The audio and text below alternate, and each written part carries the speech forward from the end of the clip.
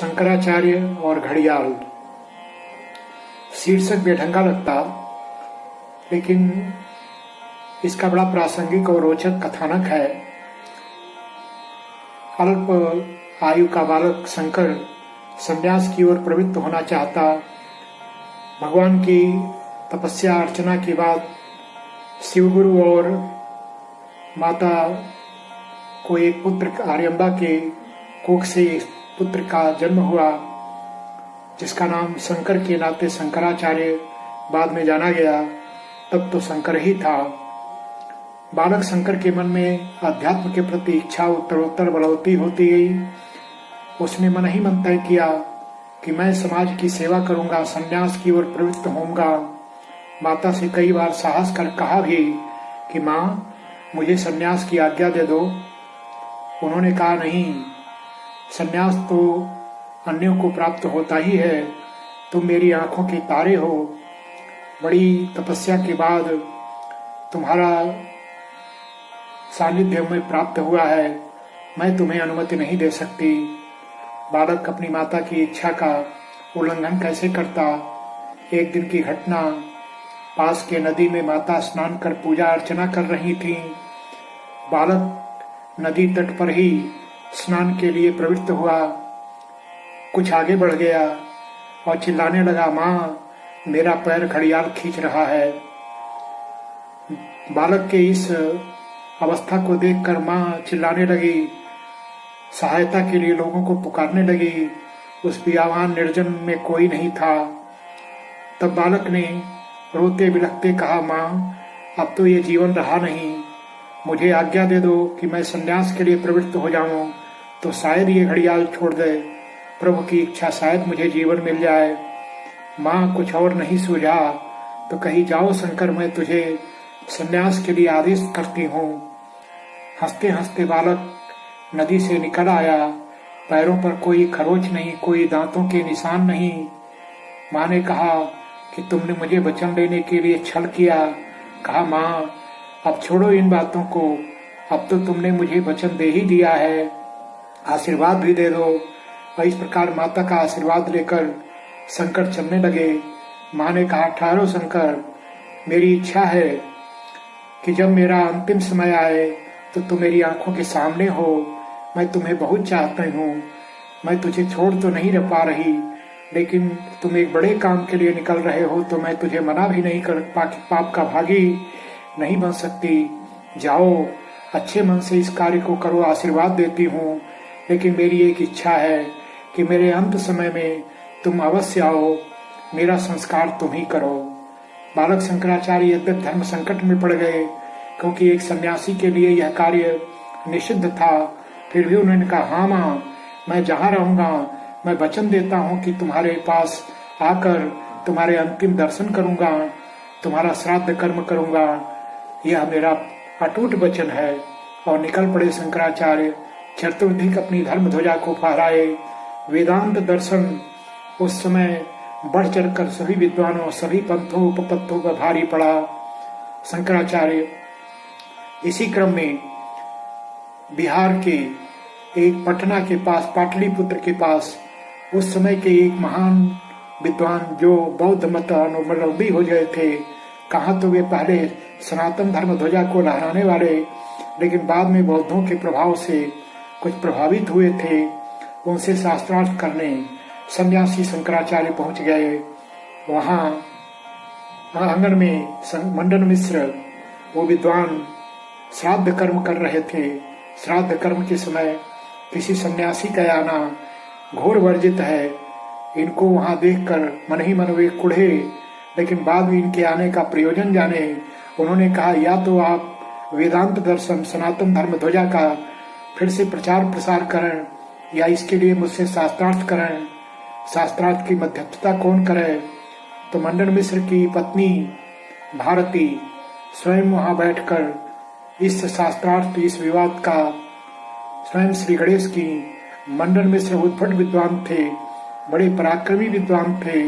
उनके बारे में कहा जाता कि जिसके द्वार पर तोता और मैना पिंजड़े में बंद वेद की ऋचाओं और सूत्रों का पाठ करें, वह मंडन मिश्र का घर है। एक स्थान पर पढ़ने को मिला था, स्वतः प्रमाणम परत प्रमाणम कीरांगना यत्र गिरो गिरंती द्वारस्थलीड़ांतर निरुद्धा जानी हितो मंडन मिश्र धाम। जिसके द्वार पर पिंजरे में बंद तोता मैना पक्षी भी वेद की ऋचाओं का भाष्य करते हो, वह मंडन मिश्र का घर है।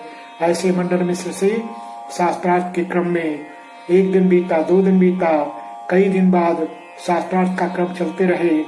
मंडन मिश्र की ओर जो दिया जल रहा था धीरे धीरे बोझिल होने लगा।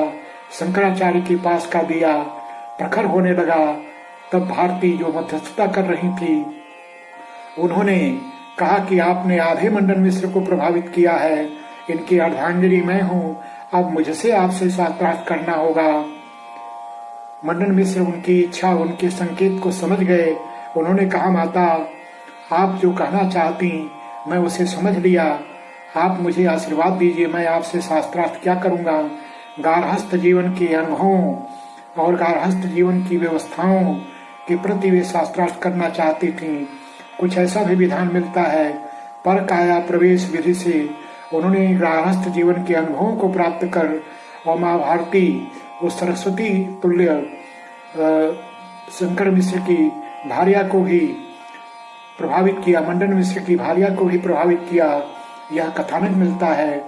ऐसे शंकराचार्य जब अपने आध्यात्मिक गुरु गोविंद भगवत पाद की शरण में अमरकंटक नर्मदा के तट पर आश्रम में वास कर रहे थे, एक से एक कृतियों को रच रहे थे, अचानक उन्हें बोध हुआ और संकेत हुआ कि माता तो रही नहीं। जो वचन उन्होंने दिया था शैशव बालपन में, वह वचन याद आया और चल पड़े गुरु से आज्ञा लेकर अपनी माता के अंतिम दर्शन के लिए चलते गए। कुछ घंटे चलना, कुछ आकाश गमन विधि से बहुत अल्प समय में माँ के सम्मुख प्रस्तुत हुए। शायद माँ अंतिम सांसें गिन रही थी। उनसे संक्षिप्त वार्तालाप, उनसे आशीर्वाद प्राप्त किया, माँ विदा ली और उनका फिर अंतिम संस्कार कर शंकराचार्य उन्मुक्त भाव से चतुर्दिक वेदांत की धर्म ध्वजा और इस दर्शन के प्रचार प्रसार में जुट गए। लेकिन अवतारी पुरुष थे, शंकर के अंश थे।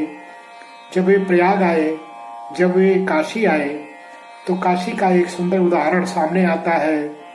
वहाँ छुआछूत की भावना, बड़े छोटे ऊंच नीच की भावना बड़ी प्रखर थी।